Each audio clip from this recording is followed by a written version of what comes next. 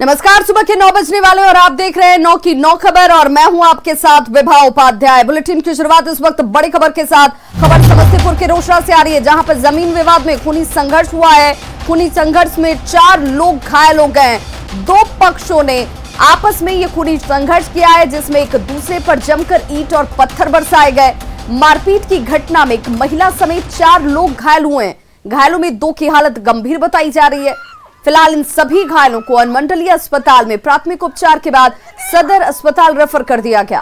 मामला रोसड़ा थाना क्षेत्र के भिराहा वार्ड संख्या 10 का है। तस्वीरें आपके टीवी स्क्रीन पर, 2 तस्वीरें जिनके जरिए आप देख सकते हैं किस तरीके से बड़े बड़े पत्थरों को एक दूसरे के ऊपर फेंका जाता हुआ और इस खूनी संघर्ष में 4 लोग जख्मी हुए हैं। छत से ईंट और पत्थर की बरसात की जा रही है और फिलहाल सभी घायलों को अस्पताल में इलाज के लिए भर्ती कराया गया है। दीवार निर्माण को लेकर ये दोनों पक्षों के बीच मारपीट की शुरुआत हुई और देखिए उसके बाद ये मारपीट किस तरीके से खूनी संघर्ष में तब्दील हो जाती है। इसी के क्रम में उनका जितना भी मेरे मातृ के जितने भी हैं बेटा और महिला सीढ़ी के माध्यम से छत पे हमारे चढ़ गए। वहाँ पे रखा हुआ था, रॉड रखा हुआ था, छड़ रखा हुआ था। कितने लोग घायल हैं? कितने के हम लोग 5 आदमी। मामला हुआ क्या? मारपीट हुआ? मेरा सर, मेरे पास कोई मत नहीं था। सब रोके थे, दवाई जोड़ रहे थे, हम लोग रोके तो नहीं रुकाए। और ये लोग आए तो बोले नहीं जवाब देने के लिए, वही लिए छत पर से वो लोग ईटा बरसाने लगा। और सहयोगी मुकेश हमारे साथ इस वक्त ज्यादा जानकारी के साथ वो लाइन पर जुड़ गए हैं। मुकेश, आखिर इस विवाद को इतना ज्यादा तूल कैसे दे दिया गया कि ये खूनी संघर्ष में तब्दील हो जाता है और फिलहाल क्या कुछ कार्रवाई की जा रही है? ये समस्तीपुर के रोसड़ा के भिराहा गांव का मामला है। वार्ड संख्या 10 का ये एक दीवार का निर्माण एक पक्ष के द्वारा शुरू किया गया था। एक पक्ष दीवार का निर्माण शुरू किया गया। घर पर कुछ महिलाएं थी, महिलाओं के द्वारा जब घर के पुरुष सदस्य को इसकी सूचना दी गई, लोग आए, मना किए, लेकिन वहाँ बातचीत से मामला को सुलझाने की जगह पर वहाँ पर लाठी डंडे और ईंट बरसाना लोगों पर शुरू हो गया। लोग दोनों पक्ष के तरफ से उसके बाद मारपीट हुई। एक पक्ष के 4 लोग इसमें घायल हुए हैं। कुछ और भी लोगों को चोटें लगी हैं, लेकिन 4 लोगों को अस्पताल में भर्ती कराया गया है, जिनका इलाज समस्तीपुर सदर अस्पताल में चल रहा है। फिलहाल सदर अस्पताल में जो दरोगा की नियुक्ति है, उनके द्वारा उनका बयान दर्ज किया गया है और उस बयान को संबंधित थाना जो रोसड़ा है वहां भेजा जाएगा, जिसके बाद इस पर कार्रवाई होगी। फिलहाल इस मामले में पुलिस के द्वारा किसी की गिरफ्तारी की सूचना नहीं है, सिर्फ जो पीड़ित पक्ष है उनका बयान दर्ज किया गया है। जी चलिए, बहुत बहुत शुक्रिया मुकेश इस तमाम जानकारी के लिए। तो देखिए तस्वीरें, जहां पर एक दीवार बनाने को लेकर के विवाद था और इस विवाद ने इतना खूनी संघर्ष फैलाया कि 4 लोग इस दौरान जख्मी हो गए हैं। दीवार निर्माण के दौरान ये झड़प होती है और झड़प हिंसक रूप में तब्दील हो जाती है।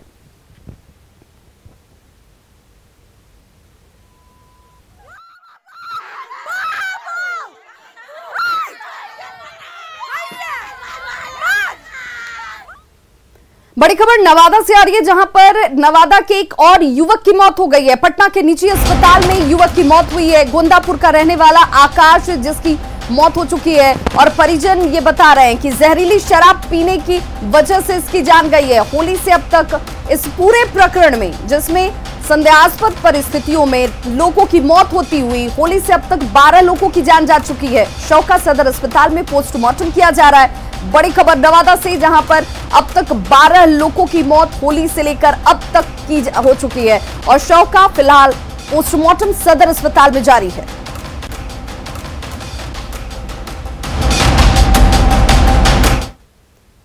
कोरोना की दूसरी लहर बेहद खतरनाक हो चुकी है। आंकड़े अब डराने लगे हैं। एक बार फिर से जहन में 2020 की खौफनाक यादें ताजा होने लगी हैं, लेकिन इन बढ़ते मामलों के बावजूद लोग लापरवाही से बाज नहीं आ रहे। कोरोना के मामले तेजी से बढ़ने लगे हैं। मास्क और सोशल डिस्टेंसिंग जो सबसे कारगर उपाय हैं, उनको लोग नजरअंदाज कर रहे हैं। साल 2020 जैसे गुजरा वैसे साल 2021 न गुजरे, इसके लिए लगातार लोगों से शासन प्रशासन अपील कर रहा है। कोविड प्रोटोकॉल के पालन करने से सामने आते नए कोरोना केस पर लगाम लगाई जा सकती है। सावधानी से कोरोना के खिलाफ देश जो जंग लड़ रहा है, उसमें अपनी भागीदारी निभाएं और कोरोना को परास्त करें। तो देखिए, भारत में 6 महीने बाद कोरोना के रिकॉर्ड तोड़ के सामने आ चुके हैं। कोरोना की दूसरी लहर का कहर जो है वो साफ नजर आता है और इसे यूं समझें कि अब ये कहर बनकर टूट रही है। 24 घंटे में 450 से ज्यादा लोगों की मौत हो चुकी है। 6 महीने बाद रिकॉर्ड तोड़ ये मामले इस वक्त सामने आते हुए, जिसमें 24 घंटे में 459 लोगों की मौत इस वक्त हो चुकी है। लगातार 8वें दिन 50,000 से ज्यादा केस दर्ज किए गए हैं कोरोना पॉजिटिव के। 5 दिसंबर 2020 को 24 घंटे में 450 से ज्यादा मौतें हुई थीं। 1 अक्टूबर 2020 को 81,785 केस आए थे। 1 फरवरी 2021 को सबसे कम 8,635 केस दर्ज किए गए। तो देखिए, ये वो आंकड़े हैं जो डराने के साथ साथ आपको सतर्क रहने को आगाह कर रहे हैं। आपकी सुरक्षा और आपके अपनों की सुरक्षा आपके हाथ में है। मास्क का इस्तेमाल करना बिल्कुल ना भूलें, सोशल डिस्टेंसिंग का पालन करें। बिहार में कोरोना के नए मामलों की अगर बात की जाए तो पिछले 5 दिनों में 1 अप्रैल से सबसे ज्यादा नए केस सामने आए हैं। 1 अप्रैल को ये आंकड़ा जो है वो 488 का दर्ज किया गया है। 31 मार्च को जो आंकड़ा 259 था, वो 1 अप्रैल को देखिए 488 पहुंच जाता है, यानी कि दुगुनी रफ्तार में। 30 मार्च को सिर्फ 74 मामले आए थे, 29 मार्च को 239, 28 मार्च को 351। ऐसे में यह समझा जा सकता है कि संक्रमण की रफ्तार कितनी तेज है और इस रफ्तार के पीछे आपकी लापरवाही एक बड़ी वजह है। सावधान रहें, सुरक्षित रहें और ऐसे में मास्क का इस्तेमाल बिल्कुल करें। तो बिहार में कोरोना का खतरा एक बार फिर से बढ़ने लगा है। पिछले 1 सप्ताह के आंकड़ों को अगर आप देखेंगे तो ये डराने वाले आंकड़े हैं। 7 दिन पहले बिहार भर में कोरोना के सिर्फ 211 एक्टिव मरीज थे, जिनकी संख्या बढ़कर 488 हो चुकी है। बिहार के कई जिलों में पिछले कुछ दिन पहले कोरोना के एक भी मरीज नहीं थे, यानी एक भी मामला वहां पर नहीं था, लेकिन आज सभी जिलों में कोरोना के एक्टिव मरीज हैं और इनकी संख्या में लगातार इजाफा भी हो रहा है। पिछले 10 दिनों में औसतन 253 कोरोना के मरीज सामने आ चुके हैं। सिर्फ अगर पटना की अगर बात की जाए तो अभी 174 कोरोना के मरीज आ चुके हैं। आंकड़े डराने वाले हैं, लेकिन लोग हैं जो लापरवाही करने से बाज नहीं आ रहे। लोगों की लापरवाही ये दिखा रही है कि अब अगर आप नहीं सचेतते हैं, अगर आप इस वक्त सावधान नहीं होते हैं, तो ये और ज्यादा विस्फोटक स्थिति में जा सकती है। हमारे सहयोगी शैलेंद्र कुमार की रिपोर्ट जरूर देखनी चाहिए। बिहार में कोरोना के मरीजों में एक बार फिर से लगातार इजाफा हो रहा है और खास तौर पर यदि हम पिछले 1 हफ्ते की आंकड़े की बात कर लें तो जहां 7 दिन पहले 211 मरीज कोरोना के बिहार में थे, उनकी संख्या आज बढ़कर 488 तक पहुंच चुकी है। पिछले 10 दिनों की हम बात करें तो औसतन 253 मरीज रोजाना कोरोना के बिहार भर में मिल रहे हैं। बिहार के कई जिलों में कोरोना के एक भी मरीज नहीं थे कुछ दिन पहले तक, लेकिन आज बिहार के सभी जिलों में कोरोना के मरीज मिल रहे हैं और कहीं न कहीं कुल मिलाकर के कहा जा सकता है कि इसके लिए जिम्मेवार हम ही हैं, क्योंकि कोरोना को लेकर के सरकार ने जो नियम बनाए हैं, जो गाइडलाइन बनाए हैं, उसका फॉलो लोग नहीं कर रहे हैं। और यही कारण है कि बिहार जैसे राज्य में जहां एक तरीके से कहा जा सकता है कि कोरोना की संख्या में अचानक से काफ़ी गिरावट आई थी और फिर तेजी से मरीजों की संख्या बढ़ रही है, तो इसके लिए कहीं न कहीं दोषी हम ही हैं। क्योंकि जब हम भीड़ भाड़ वाले इलाकों में पहुंचते हैं, रेलवे स्टेशन पर या अन्य जगहों पर, तो हमें यहाँ यह साफ तौर पर दिखाई देता है कि लोग कोरोना के गाइडलाइन को फॉलो नहीं करते हैं और कहीं न कहीं यह एक बड़ा कारण है कि बिहार में कोरोना के मरीजों में लगातार इजाफा हो रहा है। हालांकि वैक्सीनेशन भी जारी है, लेकिन उसके बावजूद कोरोना मरीजों की जो संख्या है वो घट नहीं रही है। तो कुल मिला के कहा जा सकता है कि बिहार के लिए कोरोना एक बार फिर से कहीं न कहीं बड़ा खतरा साबित हो रहा है। जिस तरीके से पूरे देश में कोरोना एक बार फिर से अपना पांव पसार रहा है, बिहार जैसे राज्य में भी कोरोना के मरीज लगातार बढ़ रहे हैं और इसके लिए हमें कहीं न कहीं सजग रहने की जरूरत है। कैमरा पर्सन मनीष जुनेजा के साथ शैलेंद्र, न्यूज 18 पटना। मुंगेर के तारापुर अनुमंडल अस्पताल में तैनात महिला डॉक्टर की कोरोना रिपोर्ट पॉजिटिव पाई गई है। इस रिपोर्ट के आने से प्रसव के लिए आई महिलाएं और उनके परिजन अब दहशत में हैं, क्योंकि कई महिलाओं का उन्होंने इलाज किया था। जिन जिन महिलाओं का डॉक्टर ने इलाज किया, उनकी और उनके परिजनों की सूची बनाई गई है, ताकि जांच कराकर कोरोना के चेन को रोका जा सके। बताया जा रहा है कि महिला डॉक्टर की बेटी कोरोना पॉजिटिव थी और उन्होंने इस जानकारी को अस्पताल प्रबंधन से छिपाया था। नौजवानों पॉजिटिव हुई है और पिछले थर्सडे को उनका जांच हुआ। उनकी बेटी पॉजिटिव थी, वो हम लोग को पहले बताई नहीं। इसके बाद वो ऑपरेशन भी किए हैं, लाइगेशन भी किए हैं, सीजेरियन भी किए हैं। तो उस समय लेकिन वो बोल रही थी कि हमको थोड़ा कमजोरी लग रहा है। अनुमंडल अस्पताल की डॉक्टर की इस लापरवाही पर सवाल उठता है कि बेटी के कोरोना पॉजिटिव होने की बात आखिर उन्होंने क्यों छिपाई। ये वो सवाल हैं जो इस वक्त सामने खड़े हो गए हैं कि बेटी के कोरोना पॉजिटिव होने की बात क्यों छिपाई गई। बेटी पॉजिटिव थी तो खुद की जांच क्यों नहीं कराई। अगर बेटी पॉजिटिव थी तो अस्पताल क्यों आ रही थी, और बेटी के कोरोना पॉजिटिव होने की बात उनकी तरफ से छिपाई जाती है। अस्पताल में मरीजों का इलाज आखिर उन्होंने ऐसे हालात में क्यों किया? क्या डॉक्टर कोरोना से अनजान थी?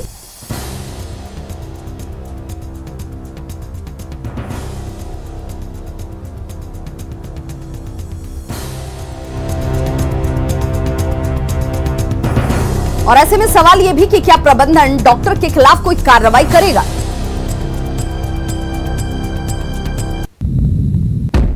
वहीं बात झारखंड की करें तो 1 अप्रैल को 690 केस कोरोना के सामने आ चुके हैं, जिसमें पिछले 5 दिनों की बात की जाए तो आंकड़े आपके टीवी स्क्रीन पर।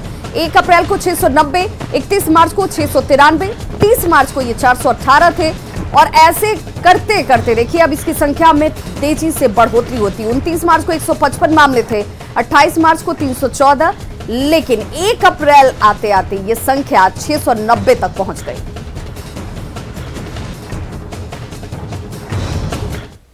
कोरोना के लगातार फैलते संक्रमण ने सरकार और प्रशासन दोनों को नई रणनीति बनाने के लिए मजबूर कर दिया है। लोगों से संक्रमण से बचाव के लिए सरकार की ओर से जारी गाइडलाइंस का पालन करने की अपील की जा रही है। गुरुवार को राज्य भर में कोरोना के कुल 690 मामले सामने आ गए। रांची से कोरोना अपडेट दे रहे हैं न्यूज 18 संवाददाता संजय कुमार सिन्हा। राजधानी रांची समेत राज्य भर में कोरोना के फैलते संक्रमण ने सरकार और प्रशासन की नींद उड़ा दी है। गुरुवार को जो कुल जांच हुए, उन जांच में 690 नए संक्रमित की राज्य भर में पहचान की गई है, जिसमें राजधानी रांची में सबसे ज़्यादा 369 संक्रमितों की पहचान हुई है और एक्टिव केस राज्य भर में बढ़कर 3352 तक पहुँच गया है। सबसे बड़ी चिंता की बात यह है कि रिकवरी रेट और डबलिंग डेज घटा है, जो कि एक बड़ी परेशानी का सबब बन सकता है अगर समय रहते कोरोना पर काबू नहीं पाया गया। इस संबंध में स्वास्थ्य सचिव ने सभी जिलों के डीसी को चिट्ठी लिखी है और चिट्ठी लिखकर स्वास्थ्य सचिव ने सभी जिलों के उपायुक्त को निर्देश दिया है कि कोविड-19 संक्रमण के प्रसार को लेकर रोकने, बचाव और रोकथाम को लेकर आइसोलेशन प्रोटोकॉल पालन करें। साथ ही विभागीय सचिव ने कहा है कि कोविड-19 के मरीजों की जरूरत के अनुसार अधिसूचित अस्पतालों में ऑक्सीजन और वेंटिलेटर का उपयोग सुनिश्चित किया जाए। साथ ही रिपोर्ट में सैंपल लेने की तिथि के साथ ही रिपोर्ट मिलने की तारीख का भी जिक्र किया जाए। एक बात आ रही है कि जो आवासीय विद्यालय हैं, खासकर कस्तूरबा आवासीय विद्यालय, इंदिरा गांधी आवासीय विद्यालय, उन आवासीय विद्यालयों में भी संक्रमण फैलने की खबर आ रही है, जो कि बड़ी परेशानी का सबब बन सकती है। ज़रूरत है कि समय रहते आम लोग इसको लेकर जागरूक हों और कोरोना के दिए गए गाइडलाइंस का पालन करें। कैमरामैन संजीव तिवारी के साथ संजय कुमार सिन्हा, न्यूज 18 रांची। तो झारखंड के आंकड़े डरा भी रहे हैं और आपको सजग कर रहे हैं। रांची की अगर बात की जाए तो रांची में एक बार फिर से कोरोना का ब्लास्ट हुआ है। बूंदी के इंदिरा गांधी आवासीय स्कूल के छात्रावास में कोरोना के 29 मरीज मिले हैं, जिसके बाद छात्रावास को फिलहाल सील कर दिया गया है। वहीं सभी मरीजों को स्कूल में ही आइसोलेट कर दिया गया है। बुंडू अनुमंडलीय अस्पताल के उपाधीक्षक ने कहा कि रैपिड एंटीजन टेस्ट में बुधवार को 4 छात्राएं पॉजिटिव निकली थीं, जिसके बाद कल एक स्वास्थ्य विभाग की टीम को स्कूल भेजा गया। टीम ने स्कूल में 96 लोगों का रैपिड एंटीजन टेस्ट किया, जिसमें 24 छात्राएं और 1 गार्ड पॉजिटिव पाए गए हैं। इस तरह इंदिरा गांधी आवासीय विद्यालय में अब तक कुल 29 लोग कोरोना पॉजिटिव निकले हैं।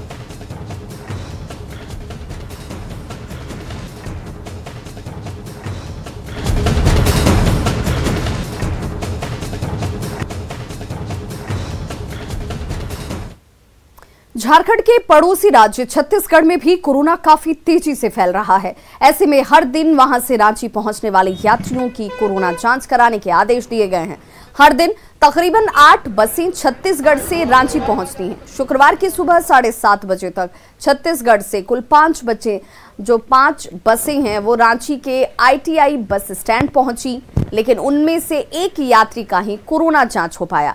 लेकिन जैसे ही न्यूज़ 18 की टीम वहां पर पहुंचती है, उसके बाद मेडिकल टीम और मौके पर मौजूद पुलिसकर्मी हरकत में आ और उसके बाद बस स्टैंड में पहुंचने वाली 6ठी बस के सभी यात्रियों की कोरोना जांच कराई गई। जायजा लिया रांची संवाददाता संजय कुमार सिन्हा ने। राज्य भर में कोरोना के फैलते संक्रमण की एक बड़ी वजह दूसरे राज्यों से पहुंचने वाली बसों को बताया जा रहा है। छत्तीसगढ़ में भी काफ़ी ज़्यादा संक्रमण फैल चुका है और हर दिन छत्तीसगढ़ से राजधानी रांची में 8 से 10 बजे रोजाना पहुंचती हैं। अभी हम इस समय राजधानी रांची के ITI बस स्टैंड में खड़े हैं, जहां सुबह से तकरीबन 6 बसें यहां पहुंच चुकी है और जो बस सुबह से 5 बसें अब तक आई थी, उसमें से मात्र 1 व्यक्ति ने अपनी कोरोना जांच कराई थी। और अभी जब न्यूज़ 18 की टीम यहां पहुंची है, तब यहां एक बस जो अभी रायपुर से पहुंची है, उससे यात्रियों को यहां पर उतार कर कतार में लगाया गया है। आप लोग कहां से आए?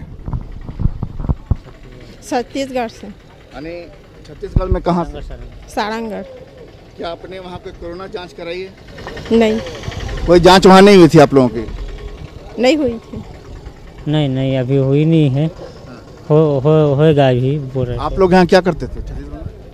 कहाँ? सारंग छत्तीसगढ़ में क्या करते हैं? छत्तीसगढ़ में खेतीबाड़ी भी करते हैं। कि ज़्यादातर लोग छत्तीसगढ़ में रोजगार के सिलसिले में जाते हैं और हाँ, वहाँ उन्होंने संक्रमण फैलने के बावजूद कोई जांच नहीं कराई थी। जब रांची पहुँचे हैं, यहाँ मेडिकल टीम सुबह से ही डटी है, लेकिन डटे रहने के बावजूद लोग यहाँ पर जांच के लिए नहीं पहुँचे। अभी न्यूज़ 18 की टीम पहुँचने के बाद बस से यात्रियों को उतारा गया है और उनकी जांच कराई जा रही है। आप यहाँ पर सुबह से कितने बजे से हैं? 5 बजे सुबह से हैं। 5 बजे सुबह जी। 5 बसें आ चुकी है। क्या उन 5 बसों की यात्रियों ने जांच कराई थी? जी नहीं, जांच नहीं कराई थी। जी नहीं। और अभी जांच कराई जा रही है? अभी जी हाँ, अभी बस आई हुई है तो आप देख सकते हैं लंबा कतार लगा हुआ है और जांच हो रही है। आप देख सकते हैं कि यहाँ पर जो यात्री पहुँचे हैं। अच्छा, आप लोग जो जिन यात्रियों की जांच कर रहे हैं, यहाँ सबका एंट्री किया जा रहा है? हाँ, एंट्री किया जा रहा है। यहाँ पे। तो सुबह से 5 बसें पहुंची थी, अभी तक आप लोगों ने कितने यात्रियों की एंट्री की जांच के लिए? अभी तक 13 लोगों का जांच हो चुका है। 13 लोगों का। जी बिल्कुल, आप समझ सकते हैं कि सुबह से 5 बसें उतर चुकी। अगर एक बस में 60 यात्री का भी अगर यात्री रहते हैं तो उस लिहाज से 300 यात्री यहाँ पर पहुँच चुके हैं, लेकिन 300 यात्रियों में 1 व्यक्ति का ही नाम जांच में था। और अभी जब 6ठी बस पहुँची है, तब जाके 13 यात्रियों की जांच हो पाई है। 5 बसें सुबह से आई है, लोगों की जांच नहीं हो पाई। 6ठी बस आई है, तब जाके जांच शुरू हुई है। ये हमको आने से पहले हो गया होगा। आप कब आते हैं? हम 6 बजे आते हैं। यहाँ पर जो मेडिकल टीम बैठी जरूर है, लेकिन एक्टिव कितनी ज़्यादा है आप खुद सोच समझ सकते हैं। यहाँ पर अगर इसी तरह छत्तीसगढ़ में संक्रमण जिस तरह लगातार फैल रहा है, बसें हर दिन आ रही है 8 से 10 बसें, अगर जांच का ही हाल रहा तो हालात बेकाबू हो सकते हैं। कैमरामैन संजीव तिवारी के साथ संजय कुमार सिन्हा, न्यूज़ 18 रांची। तो कोरोना की दूसरी लहर का कहर इस वजह से बरप रहा है क्योंकि लोग लापरवाही बरत रहे हैं। अगर अब भी लापरवाही बढ़ती जाती है तो हालात 2020 से भी बुरे हो सकते हैं। हम ऐसा क्यों कह रहे हैं, इसे जरा समझने की कोशिश कीजिए। 2021 में पहली बार कल सबसे ज्यादा केस सामने आए। 24 घंटे में देश में 81,000 से ज्यादा नए मामले सामने आए। वैक्सीन आने के बाद लोग मास्क और डिस्टेंसिंग भूल गए। 1 फरवरी 2021 को महज 8,000 ही केस सामने आए थे। 2 महीने बाद ही कोरोना के नए केसेस में 10 गुने से ज्यादा की बढ़ोतरी इस वक्त दर्ज की गई है। सुपौल से बड़ी खबर आ रही है, जहां पर 3 शव मिलने से सनसनी फैल गई है। निर्मली राइस मिल के पास से 3 शवों को बरामद किया गया है। बड़ी खबर इस वक्त सुपौल से, जहां पर 3 शव मिलने के बाद इलाके में सनसनी फैल गई है। निर्मली राइस मिल के पास से शव की बरामदगी की गई है। हत्या कर शव फेंके जाने की आशंका जाहिर की जा रही है। पिपरा थाना पुलिस फिलहाल इस पूरे मामले की जांच पड़ताल में जुट गई है। एक बार फिर से आप सभी का बहुत स्वागत है। खबर वैशाली के महुआ से, जहां पर NH 22 के किनारे फुटपाथ के दुकानों में भीषण आग लग गई। गुरोल चौक पर आग से अफरा तफरी मच गई। तस्वीरें आपके टीवी स्क्रीन पर हैं, जहां पर गुरोल चौक पर आग लगने के बाद अफरा तफरी का माहौल देखा गया। आग में फुटवेयर, कपड़े और टायर की कई दुकानें जलकर राख हो गई हैं।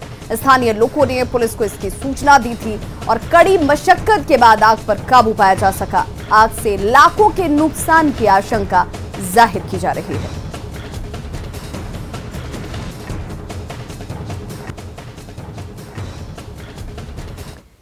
पूर्वी चंपारण जिले के सिकहरना अनुमंडल के सराठा गांव में गुरुवार की रात अचानक आग लग गई।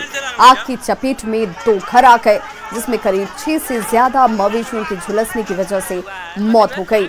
साथ ही घर में रखे हुए लाखों के सामान भी जलकर राख हो गए। बताया जा रहा है कि शॉर्ट सर्किट की वजह से आग लगी और काफी मशक्कत के बाद इस आग पर काबू पाया जा सका।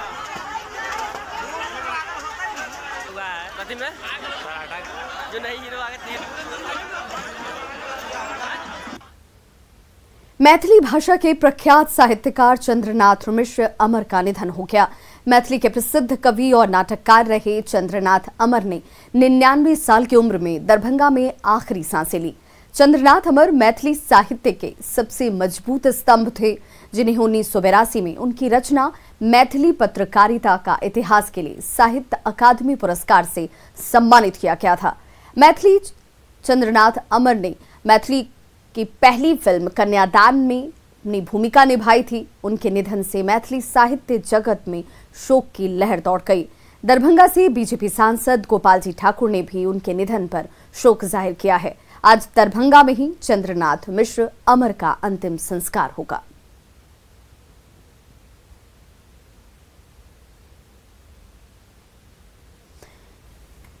तो 1998 में साहित्य अकादमी अनुवाद पुरस्कार से सम्मानित किए गए चंद्रनाथ मिश्र अमर अब हमारे बीच नहीं है, लेकिन उनके संग्रह, उनकी यादें, उनकी कृति सभी के ज़हन में हमेशा जिंदा रहेगी। मैथिली साहित्य के स्तंभ रामदेव झा के दामाद थे चंद्रनाथ मिश्र अमर, और ऐसे मैथिली की जगत में एक अपूर्णीय क्षति।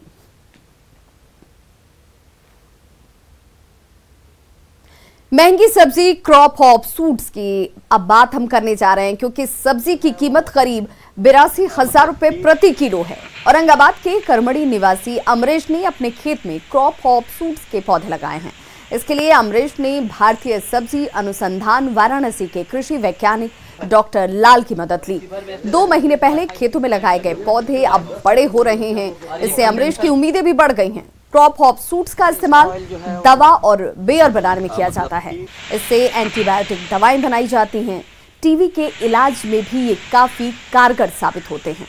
इनके फूलों से बियर बनाई जाती है। ये हिमाचल से इसका सारा चीज़ मैंने लिया और वहीं पे इसकी बहुत बड़ी खेती होती है और इसका खरीदार जो है वो बहुत बड़ा जो है वो अमेरिका है। तो मुझे लगा कि सभी लोग जब कुछ नए तरह की चीज़ों को कर रहे हैं तो क्यों नहीं इस बार काफ़ी नयापन किया जाए, जो पूरे बिहार के पैमाने पर ही नहीं भारतवर्ष के पैमाने पर एक नया चीज़ हो।